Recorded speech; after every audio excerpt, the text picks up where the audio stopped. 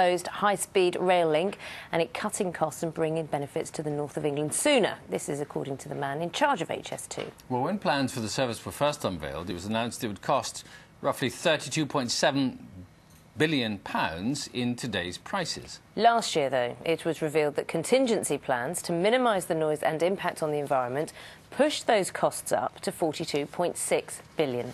On top of that, the price of the trains that will run on the lines predicted to be about £7.5 billion, bringing the total cost to just over £50 billion in all. And critics say that's a price we simply can't afford to pay.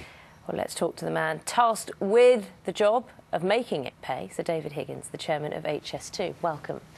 As the costs go up, people get worried, don't they? How can you reassure them that the costs aren't going to be spiralling out of control?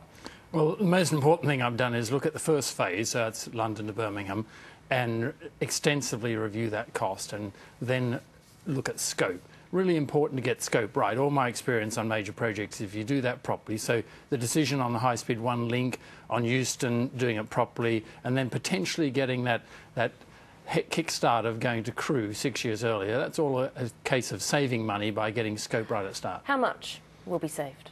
Well, the contingency is £7.4 billion, which in phase 1, which is a lot of money. It might sound a lot of money, but you can spend that if you waste it. So time is money. We could lose time in the legislative programme.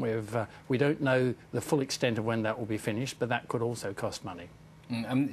What you're saying, in essence, to the politicians is for them to get a move on, but it's unlikely that the full parliamentary legislation will be passed before the next general election. If there's a change of government, who knows what will happen after that. And also, the current bill only provides funding for the first phase of HS2 up to Birmingham. You're saying, actually, we should start sort of building further north at the same time. But clearly, that can't happen. No, you're right. The first phase is to Birmingham.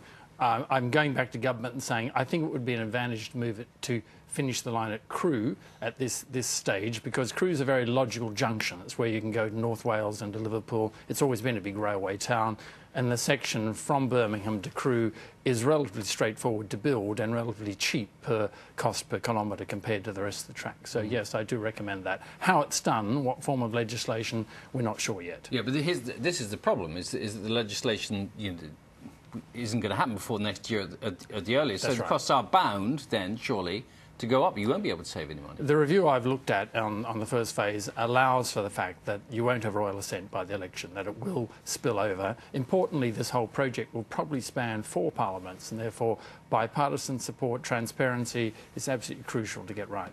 You've got a reputation as the man who took on the Olympics, brought it in on time and under budget. Is this a bigger challenge, do you feel? This is a huge challenge, but it's absolutely crucial for the nation.